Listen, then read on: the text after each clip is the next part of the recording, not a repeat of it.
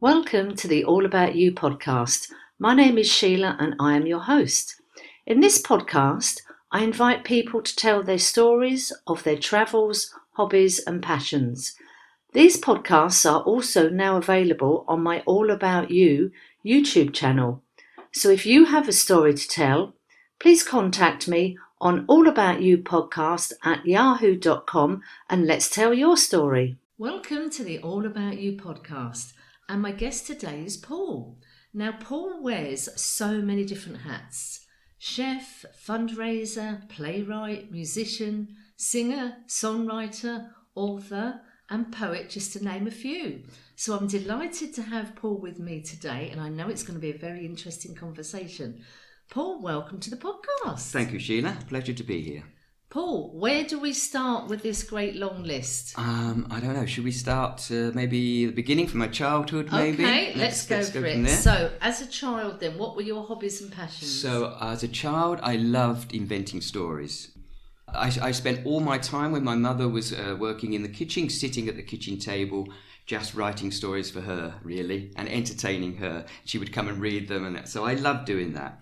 I even, at home, started a newspaper, which I typed on one. I had one of those typewriters where you turned a dial to get the thing. So it was a very slow process, no? And I produced a home newspaper with such wonderful headlines as "Mother says new washing machine has changed her life," and "Boy brings home abandoned partridge chicks."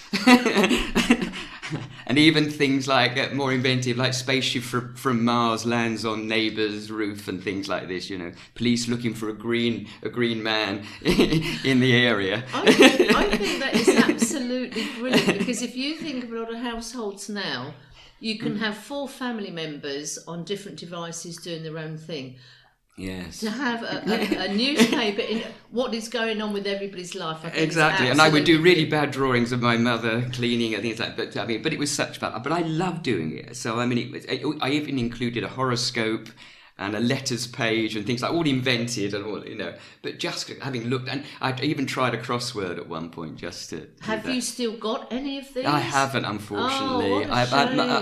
We cleared out when my mother died. We cleared out, and I hoped we might find something, but I mean, just for room, because she's moved from our original house to another smaller apartment, so something had to go. So presumably they're gone. Always encouraged at school. I had a very good English teacher there who encouraged me to write. I don't know, I could always remember, just strange enough, being in a bath one time. I was probably 10 or 11, and I suddenly thought, maybe you could be a writer. How do you be a writer? What do you do? And I thought, you must just write. And then hopefully something happens. And so that was it. And I had no idea. But then I think in my mind that set me to say, I think I will always do it, whatever happens to I would always do this, because it gives me such pleasure to express myself. And I think that's when I realised that I always, whatever in life, the thing that gets me out of bed in the morning is expressing myself, be it via writing, playing my guitar, music, be it cooking, I love cooking, or anything that's just, but you express yourself. And for me, I find it difficult to understand anybody who doesn't have something where they do that, say, I have no need for that, because for me it almost seems the reason d'etre for being here. I don't know, but it's something that I'm passionate about, really.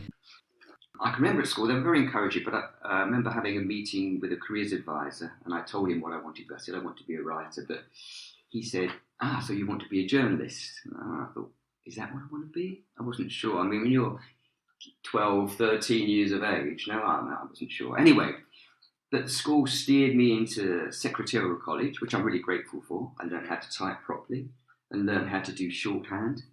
And they sent me to work experience at a local shoe factory, I always remember, working on their in-house magazine. But that was enough to realise that possibly that's not what I wanted to do for the rest of my life, you know. I mean, scanning the headlines, things like sales of casual shoes up by 10%, you know, and eye-hole stitcher retires after 35 years, didn't exactly fill me with passion, I'm afraid to say.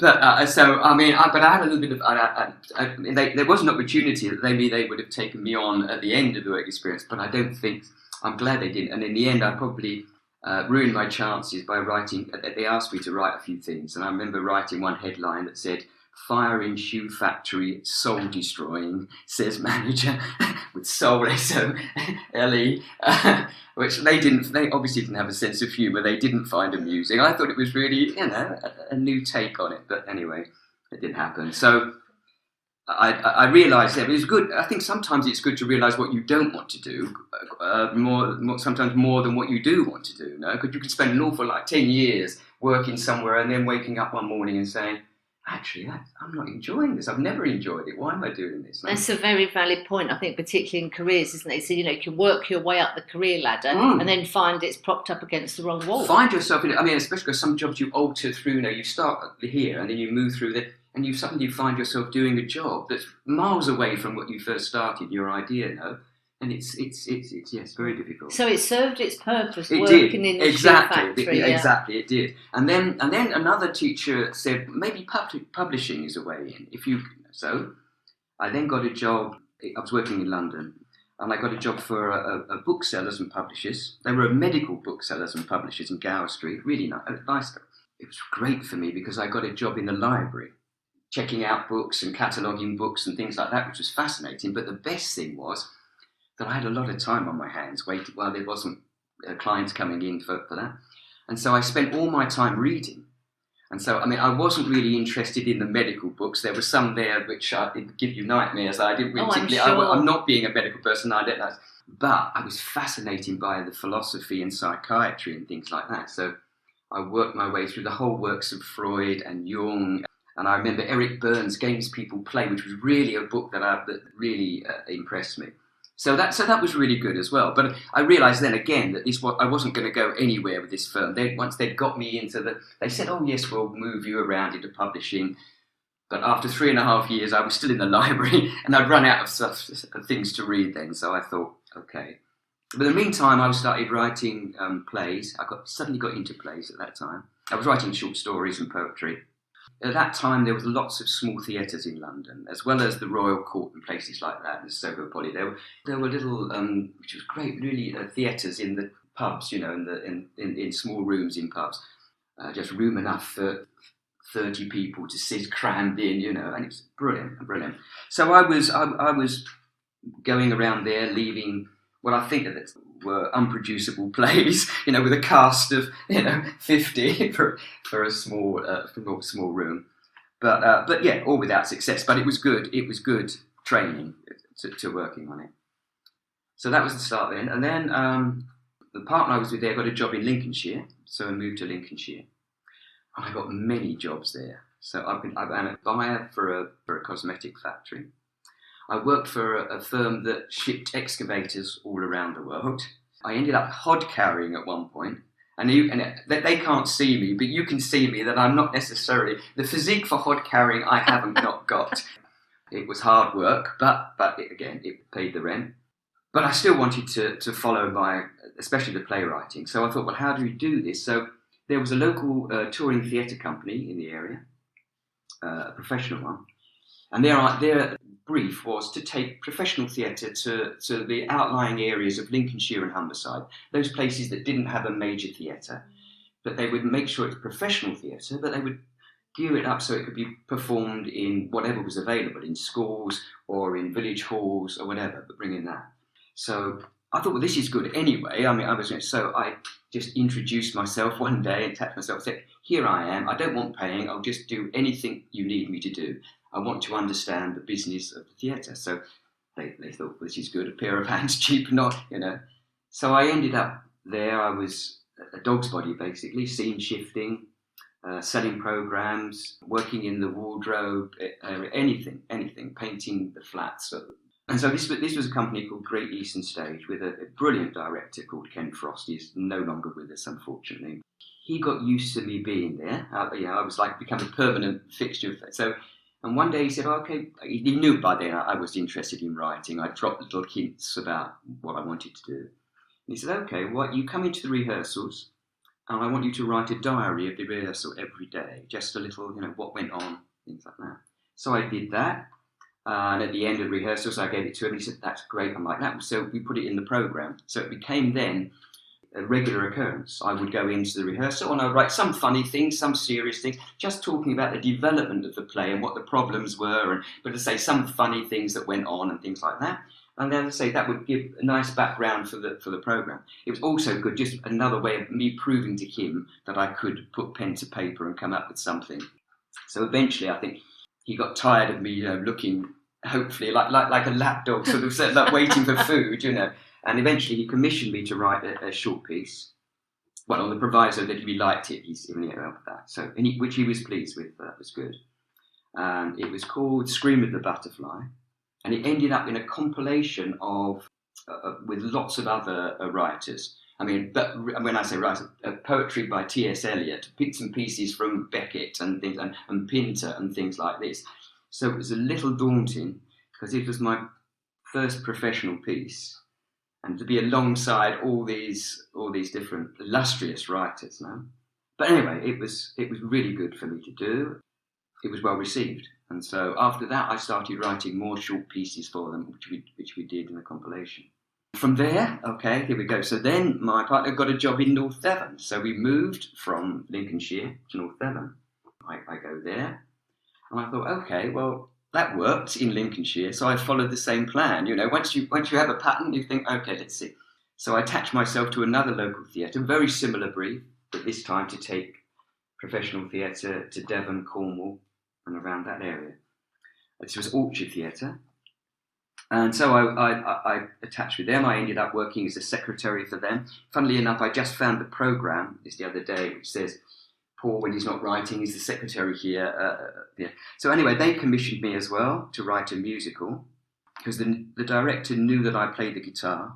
Also employed a musical director, a really excellent musical director called Cliff Atkinson. So he wrote the music and we worked together. I wrote the lyrics of the songs and he wrote the music of the songs. And then I wrote the book for the play. And it was Seven Deadly Sins. It was based on the Seven Deadly Sins. It was a humorous piece because the director had said to me, we had only 8 cast in the cast. And I thought, so that's perfect. 7 sins and the devil. So that was it. But the idea was that the show looked at each individual sin with each 7 of the actors playing the main part, be it gluttony or envy or whatever, with the other actors then acting around that scene, with the devil as the link between all of them, basically. So that toured the West Country. I mean, Cliffy and I lived in hope that if we picked up by the West End and we'd end up in Broadway or something like that, It didn't work, but there you go. But it was a wonderful experience. It was really, really good. Yes, I loved it. Listening to your story here, I mean, just sort of backpedaling a bit to your job in the medical library.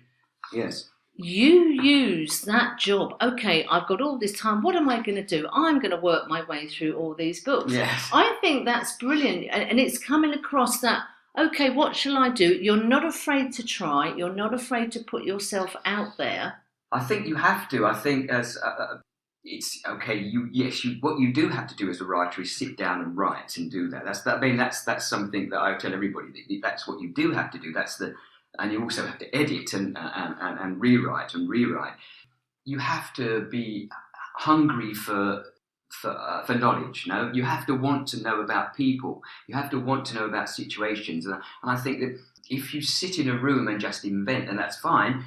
What I gained from the theatre was wonderful because it was the interaction with everybody that I worked with, the actors, the designer, and things like that. In itself is just wonderful inspiration, no? And it just keeps you, especially seeing other creative people working. It's really good for you, and you can always learn because every creative skill I think can be adapted to another skill. No, if you see a painter painting, and it's the same thing. A painter will work on a piece and do this and do a sketch, and then take that from there to a wonderful oil painting. And I always think that sometimes people writing think, it's just one draft and it's done. I mean, no, that is just for me, just like a sketch, and then you take it and you keep changing, adding a little bit of colour here, a little bit there, or removing, and not overdoing it. Again, my painter friends say sometimes it's very difficult to know when to stop and leave alone. You can destroy a painting by going too far. No?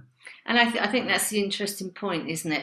As a writer, I imagine you sit down, right, I'm going to write a poem, a story, an essay, or whatever you're writing. You've got the blank page.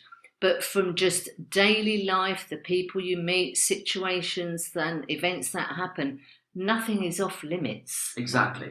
It's just you just don't know who you're going to bump into, what you're going to see, what you're going to... Oh, that's a really good... Two women are arguing in the supermarket. And you never know when it's going to be useful in writing, because I'm a great believer of writing. I do have plans sometimes for short stories and things like that. But sometimes I may start with just a line or just a character, just somebody of interest. And you start with that line. I'm a great believer in seeing where they take me. And I really mean, where they're going to lead me to. And sometimes it's really surprising. You think, oh, yes, he's going to go here. But then suddenly you find yourself in another.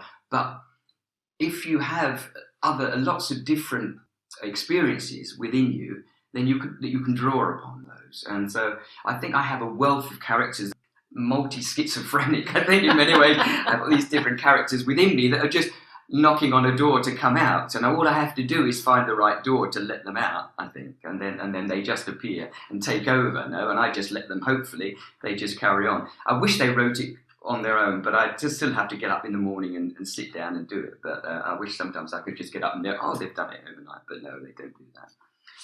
So that was brilliant, so I loved that. Then unfortunately Orchard Theatre, they got their Arts Council grant reduced. This was the time when money was tight, which meant they could no longer commission new work. So where they're brief, they could commission new stuff, which is good. And it's the bread and butter of new writers coming in, though, so it's essential. But times were hard, and so they then had to stick to tried and tested pieces, doing Shakespeare and Beckett, which is all wonderful. Don't get me wrong, it's brilliant. But for me and the likes of me, it suddenly closed the door. So there I was in North Devon, which I'd fallen in love with. I absolutely loved North Devon, coming from London and things, but for me it was just beautiful. I just loved the rugged coastline and the countryside and everything. So I still continued moving from place to place, writing, sending stuff off all around the country. I mean, that was a difficult time. I wasn't getting a lot of income then. I was saying to a friend the other day that, and in those days I typed. I didn't have a computer. Just typed so everything was done with carbon copies. So you'd send a play off to a company, and you would never get it back unless you put return postage within it. Right? And of course, you had to weigh up the different costs between the postage or paper, because I thought, well, I could type this again, okay, and then send that off, or I could pay the postage and have it sent back to me. And so so it just goes you, times are hard when you're actually thinking that I can't do both. I've got to either spend the money on paper or postage, and that was that sort of. But that's the way it is, no. So, but in the end, I realised I had to do something to pay the rent, and this wasn't going to do it easily. And I'd always loved cooking. I would spend hours in the kitchen. My mother was a reasonable cook, a family cook, for us and the family. But my grandmother, my father's mother, she was my hero. We would go there for Sunday nights. There would be 15 people of the family who would come, and almost without me realising, she would be cooking this wonderful roast meal for 15 people, laying the table, doing everything. And then she would clear it all away, do the washing up, and then at 5 o'clock there'd be tea laid out for 15 people. I mean, and I thought, wow, this is amazing. So I would just follow her around, just watching what she did. And in the end, I would help her. I would do various things, and I loved it. I really loved it. And so I thought, okay, I looked around, because North Devon being a tourist area, what sort of career, what could you do to earn a living that's going to still always be here? And so I thought, well, okay, they're always going to need caterers. So I got a job in a local takeaway, first off, just cooking fish and chips and burgers by the beach, which was great. I did that. And I thought, oh, well, this is still carrying on writing. I didn't see this as a career. I just saw it as a way to pay the rent. I then got a job in a local pub down there, helping out there. And they said, okay, do you want a more permanent job? And I thought, okay, well, I'll do this just seasonal, maybe just for the summer. But then they said to me, okay, how do you feel about going to catering college? You obviously enjoy it, but would you like to learn how to do it properly? I mean, it's a bit more.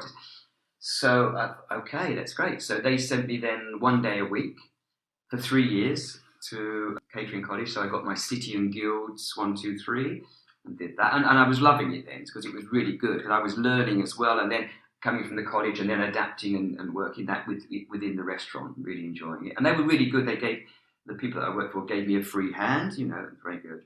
And then the boss that was there, one of them moved to Australia, so I became the head chef there. And then the other boss, who loved sailing, it's catamaran sailing, he said to me one morning, he said, I want to go to Florida to sell catamarans. How do you feel about managing the pub while I'm away? It might be for a year, depending how it goes in Florida. It may be longer. Okay. So I spoke to my partner, would quite often help me at the weekends. She would come and work in the weekends anyway, and work behind the bar in the pub, simply because that was the only way to see me, because I was working such unsociable hours, as what catering is, always unsociable hours, no? So I was working every weekend and bank holiday, so she would just come along at weekends in order so we could have a conversation and see each other. So I spoke to her and we decided to take it on together, with her basically handling the front of house, as I still call it, my theatre background, the front of house, and me being backstage in the kitchen, basically. So she would handle the bar and things like that. So we did that. It was a very seasonable pub. Easter in September, it was packed with tourists. And I loved working in a busy kitchen. The adrenaline on a Saturday night was just amazing. Because I would then have like 6 or 8 staff working during the height of the summer, and that's that wonderful feeling at the end of the session where you sit down and have a glass of wine or a beer or something and laugh about all the things that went on. No? But it's the camaraderie is brilliant, which is something I'd missed out as a writer. I think it's sometimes when you're just writing on your own, that it's just really nice to have that group feeling of creating something. And that's again going back to the theatre, when you realise that a theatre play is all about everybody and all their input, and it's that wonderful experience of creating something as a group, which is brilliant. I mean, this is the thing, isn't it? A lot of chefs say a restaurant is a stage. Exactly. You've got all the backstage people, as exactly you say. So. And it's drama, I tell you. There's so much drama that goes on. Because you never know, what's going on. And so there's always you're working and again, it's like a play because it's immediate. No? It's not like a television production where you can redo it again. You can't stop and go because if your meal is ruined, then that's it. You only get one chance of doing it. In the same way as when you're performing a play, that's there and then. No, it's live, and I think that's that wonder of it. That's that brilliance. No, that this is happening now, and you're doing it, and that's that. Just making sure that you do that each time you create it properly, and I think that's wonderful. I mean, working in catering is not for the faint-hearted. No. It really isn't. I mean, as you said, it's totally unsociable hours. In theory, it's not that well paid unless you are one of these celebrity... No, it's not. And especially going back when I started there, it was not at all. So eventually, I just said, Jackie and I... Eventually, when the boss came back, we decided, okay, we're going to buy our own place, and so we bought another pub on the edge of Exmoor, which I loved. But just going back to what you were saying, we had a survey not a survey, a census, a 10-year census. And Jackie, my wife, said to me, "Oh, I've done your census," and they had to say how many hours you worked. She said, "I put you down as 85." She said, "No, but I didn't count all those times when you're thinking about menus and things like that. That was literally just the physical side of it, no? 85 hours. But because when you're working that, it's your life, no? It's like 24/7. But if you enjoy doing it, it's not hard work.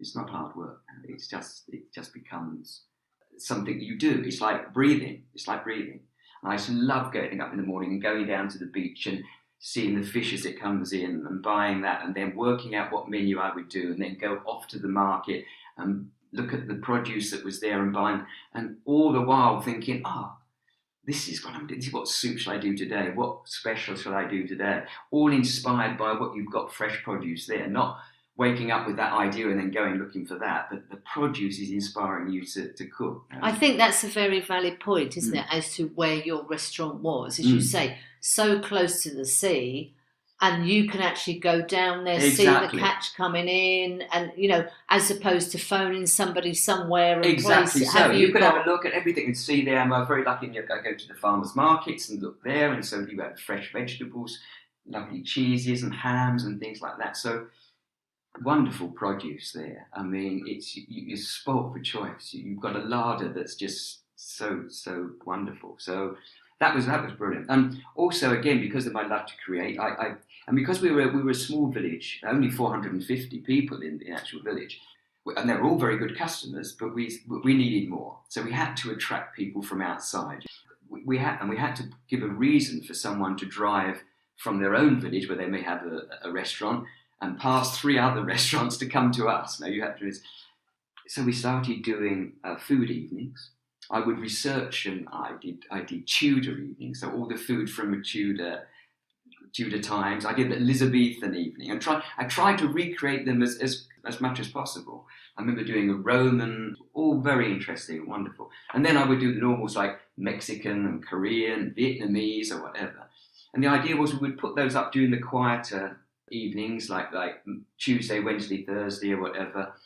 Just do it for 30 people, so that everyone was there, and I would talk to them about the menu, the history maybe of the food and things like this, and then just present it. We even did an Orient Express evening. So we started off in Paris with a French onion soup, and then we moved from station to station. We finished in Istanbul with a baklava, but we moved from station to station, having a dish typical of the country from each station that they stopped at on the way on the Orient Express. That just sounds phenomenal. And everybody was dressed up to the everyone nines. was dressed to the nines, and we even turned the restaurant into a carriage, so it looked like the carriage of a train. No? And over the head, I had train noises, of course, coming over the speakers. Oh my God. And then music, train noises, and then as they got to the station, music from the particular country that they had, and then back to the train again. And it was so funny because I did that, and then about 2 years later, somebody said to me, "Paul, do you know we're stuck in Istanbul? Can we come back?" So I had to do it in reverse and start with a starter in Istanbul and bring them back to Paris so they could get back. So I felt sorry for them. They were stuck in Istanbul for 2 years. But for me, again, you see, it was something that I loved doing because it had the research of the history of like the Orient Express and finding all about that. And then looking into the history of the food, where we were going to different countries where we were going to. And then the music of going with that and doing the recording. And then I would come out and give a talk about it and things like that. So that was my theatrical side coming out. So it ticked all my boxes. I just cannot comprehend how much work. Yes, it was a lot of work. It was. And so what we would do, if one evening filled up, and it's 30, then I just put on the poster by popular request Tuesday night or Wednesday night, and then we would do another 30, and then we would keep filling it. So if it filled 3 nights or 4 nights, that's how many we would do. But it was good for us because we knew how many people were coming in. And so if it was only 30 people that wanted to come, that's fine. That's all I needed to expend ingredients on. No, but if there was more interest, we would do it as long as people wanted it. I think that is. I would have been on that list so fast. Yeah, we had people coming along. It was really nice. I had regular people that were coming along, always asking. And then, of course, because of my music, I had music night, guitar, and so we formed a band at the pub, which we played in the pub. But then we started playing elsewhere as well. They'd be, "Paul, we've got gigs elsewhere." So what they would do is that I would on that evening I would make sure I would finish food like 10 o'clock. And then they would come there, and I would dash in the van, and we'd drive off to the next pub maybe, and perform then from 10:30 until midnight or whatever, and then come back. So that was great. Again, so you must have just survived on adrenaline for 3 years. I think I did. The pub and... I did. And then we even started a music festival. The village was called Goodley. Each member of the band is convinced that they were the ones that thought of this idea. We were going to have this music festival, which we did on every August bank holiday for 3 days. It was wonderful because all the village was involved. All the village would sell programs and do a barbecue and help out and we had in the village we had nurses and things like that did first aid, so they would be there. And people that would clear, and even farmers that would just bring along bales of hay for people to sit on and while they were watching. In the end, we had two, because we had a paddock, so we had 2 stages in the end there. We had a skittle alley, which we used for acoustic music, and so for 3 days we had continuous music. It was local bands, including our band, of course, but local bands there, none of which got paid, and everything that we got from the selling of the programme and donations and the money from the barbecue all went to a charity. We would elect each year, what charity it was, and it was normally 2 charities. We would normally have something bigger, could be a cancer charity, could be a help children or whatever, but also we would have a small charity, something that would help a small school to get another books for the library or something that they needed. No? So it's always, the idea was that there was something you could really see, and then there was something else that we could help with. No? So it was really good.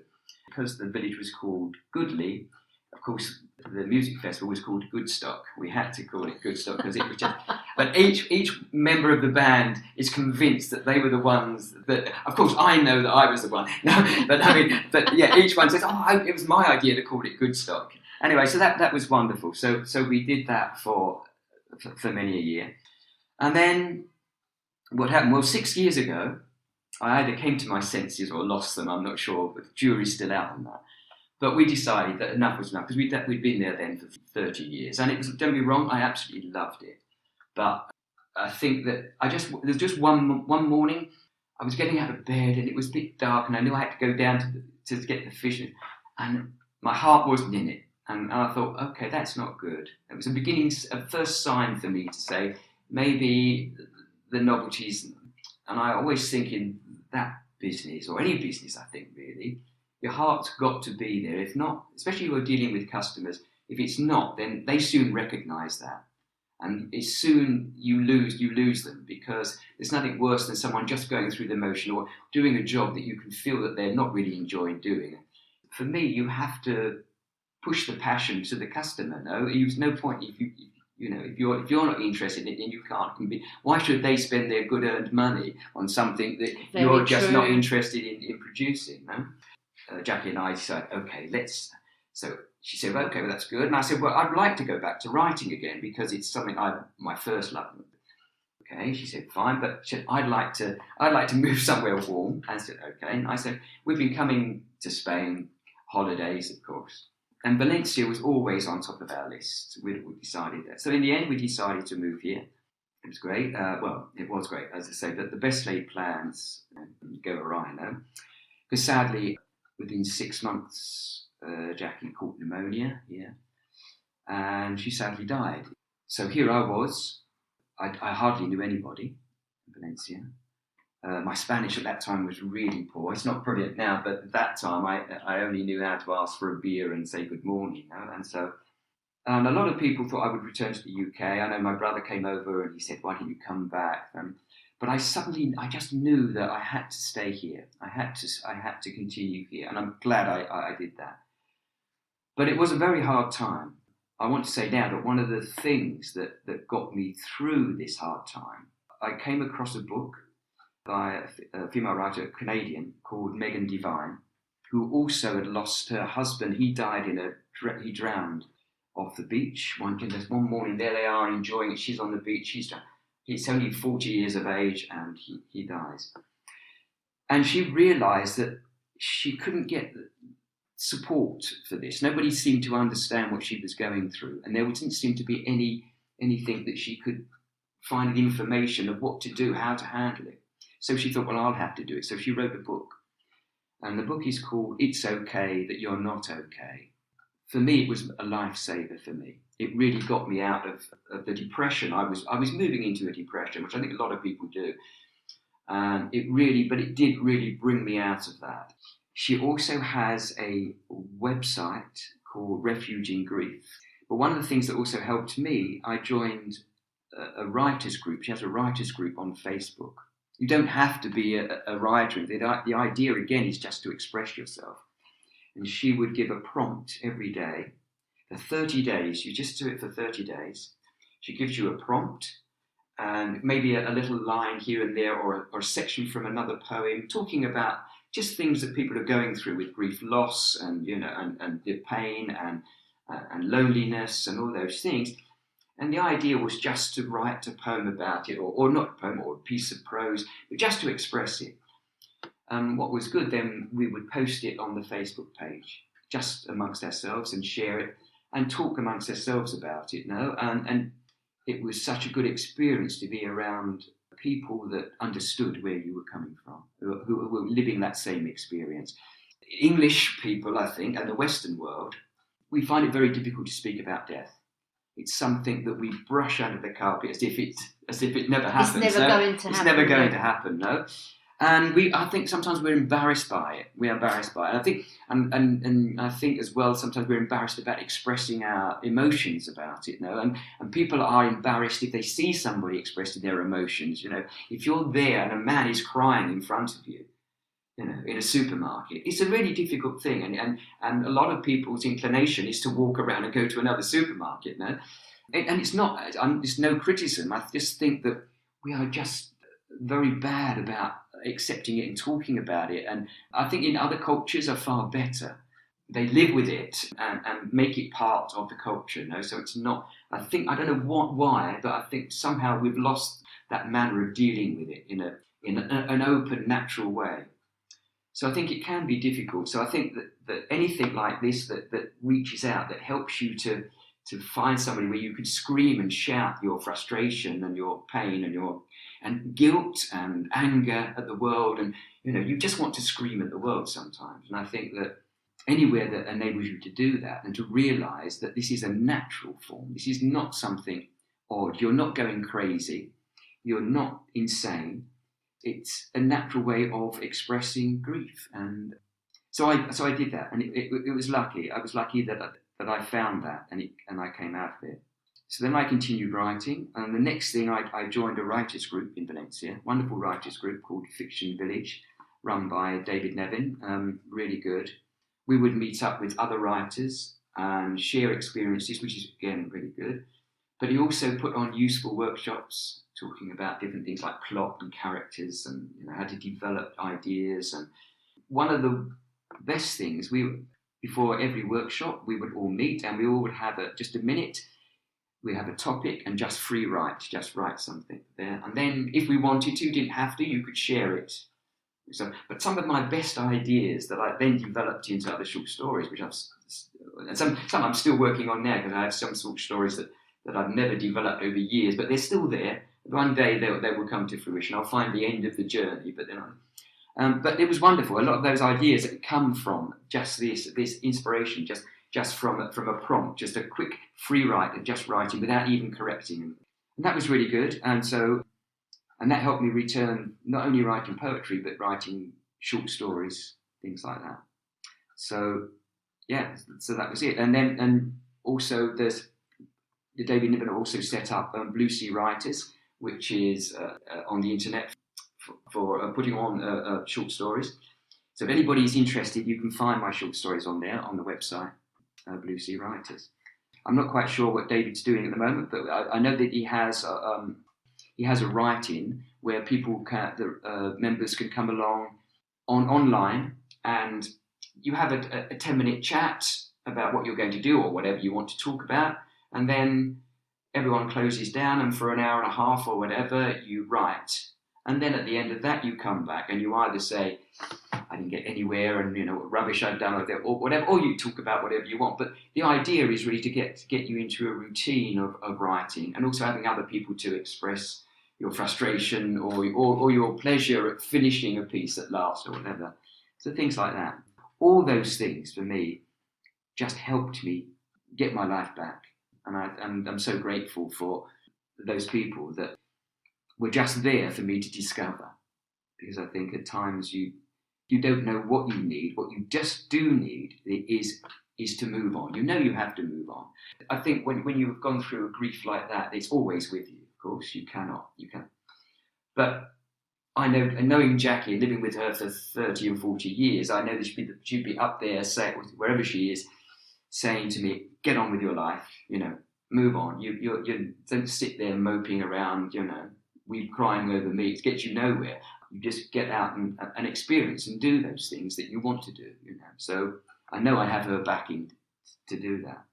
So now we're up. So now the next stage where I am now, because I love poetry, I'm working on a collection of poetry called "You Cannot Tie a Unicorn to a Rainbow," which it's not really a themed collection, but I suppose as the title suggests, it talks about the danger of hanging on to illusions. A rainbow and a unicorn. And it's like trying to the present and the past. Trying to tie those two things together. You can't. You have to learn. It's coming to terms with loss at times. And the interesting thing is that together with a friend, Carmen Vaz, a member of the writers group, she has a wonderful idea of translating my poetry into Spanish.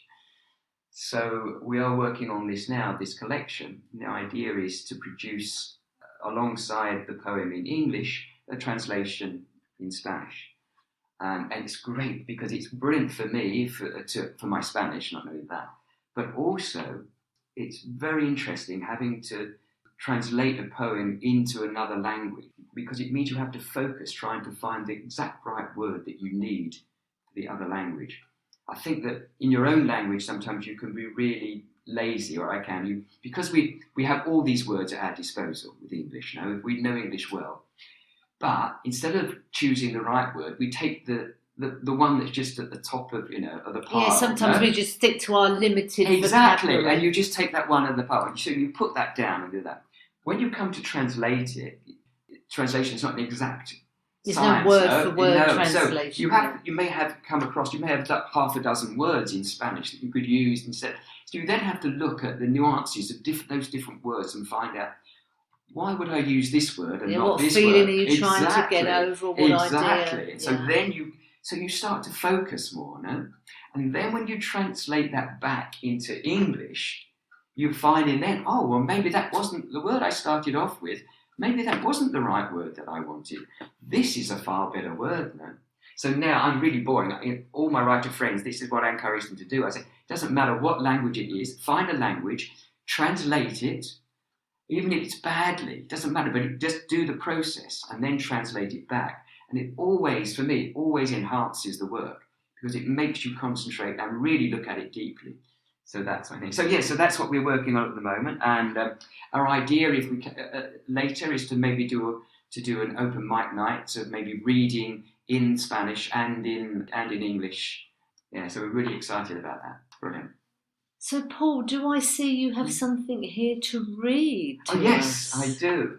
Well, I thought, it being Valentine's coming up soon, it's coming up to February, I thought this is not a love poem, but it's a poem about love.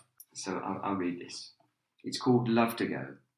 Don't give me no just add water love, no pot love, no open a can and reheat love, no off-the-shelf frozen, no need to defrost love, no mixed ready-to-serve love, no love on a plate, no pre-cooked microwavable instant bento box on the go junk love. I am tired of boiling the bag reheated love, mass-produced drive-through love, of limply garnished 2-day-old in a bucket to go muck love. I crave a locally sourced love, a free-range love, an organic, grown with care, picked by hand love. I need a love with dew on its leaves and fresh soil on its roots, a love seasoned by a Michelin-starred hand, a love that melts easily on the heart, a love that tastes of joy and of freedom.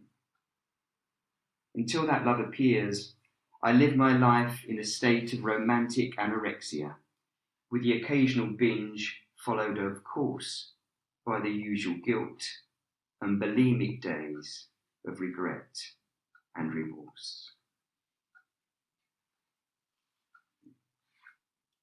Why have I got tears rolling down my face? Oh my God, I've had a reaction to your poem. God. Oh my God. Oh my God. Wow. Oh my God. Thank you. I don't know what to say to that, Paul. Thank you. A poem about love but you just put so much, and I've just had a very, oh my God, I'm wiping the tears down from my. Is that the reaction you want? Of course. Well, that is the best reaction ever. I mean, I don't want to make you cry, but for me, that's the most perfect reaction I could hope for. Thank you. It's so good. Oh my God. I mean, I can't even speak properly. Sorry. When we think the alphabet, the British alphabet has got 26 letters. Yeah. All the plays, all the books, the poems, the songs, the films, the notes, the letters, the emails. Exactly. From 26 letters. Exactly. Well, in the same way, I always equate writing as well with music. I mean, only really had 8 notes, and those notes in between. But I mean, really, a limited palette, no? And it's amazing just what could be produced. You can have everything from heavy metal to Bach, all just using those. You can have everything from a shopping list to a Shakespeare play, all using the same letters. No, it's amazing. Paul, where can people look at your work? So anybody interested, they can find the short stories on the website, Blue Sea Writers. Songs, as I say, I also write some songs. You can find those on YouTube. And that's it at the moment. It's really interesting. Somebody asked and said to me about plays and said, there's nothing on the internet. I had to send them a photograph of the program I got, because the days when I produced that, the internet had hardly been invented when I was writing plays. And unfortunately, because the 2 companies there are no longer in existence, they lost their grant and have gone. But so watch this space. Hopefully, when we do the open mic nights and we were producing the other collection of poetry, it will be around and put out that information. We have gone from writing the household newspaper, yes, about the washing machine, to a poem that just, my God, just thinking about it, I'm still welling up.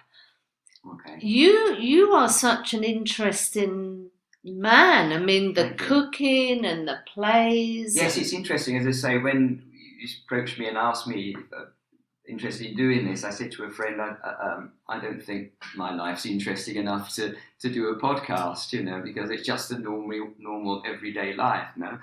I said, well, I don't know so much, so maybe, But it's lovely to have the opportunity to think back and reflect on it, And I think I've been lucky. I think I was very lucky with Jackie, who supported me whatever I wanted to do. I think that's one thing as well that I have to say, that you've got somebody behind you that believes in you, So when you're doubtful, when you're still getting that rejection slip coming back from a theatre or from a publication, we all get hurt by that. It's not. There's no easy thing. Even now, if I said something, often something comes back.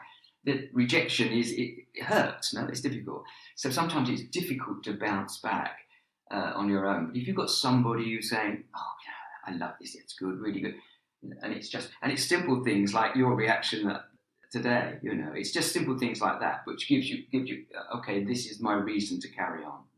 This is why I do it. Why you that time when you're just staring at that blank piece of paper or and thinking, I can't do this. I'm a fraud. And we all go through this imposter syndrome where you can't do it. I'm just pretending I can write, but really I can't do it. But it's just those are the milestones that in your life that make you continue. Yeah. Well, I think up to now you've had an incredible life.